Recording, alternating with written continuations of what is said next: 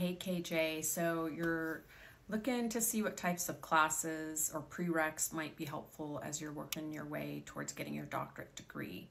So I say take the classes that you're the most fascinated or interested in. I took a lot of different electives and a lot of different types of classes based on where my deficit of knowledge was or things that interested me. And I did a general education for my AA. I did do my bachelor's in criminal justice, and then I went on and I took a bunch of forensic science investigation classes, which landed me at the coroner's office watching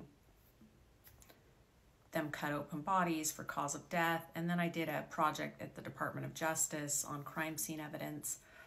And those were just because I was interested and I wanted to understand. And that was before I got into forensic psychology.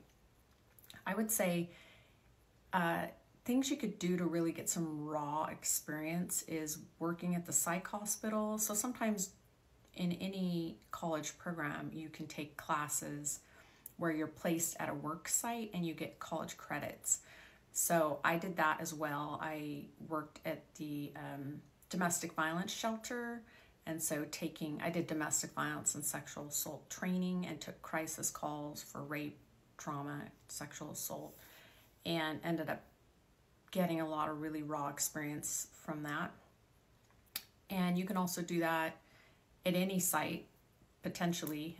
You could do it at psych hospital or state hospital, a homeless shelter, things like that, where you're really being exposed to understanding that type of population that you'd be working with, because forensics is in the criminal justice system or in the court system, and you're going to see a lot of drug use, a lot of homelessness, a lot of psych issues, a lot of severe mental illness, and you want to be an expert at understanding that. I had some of the rawest experience working for parole on the streets, and everyone,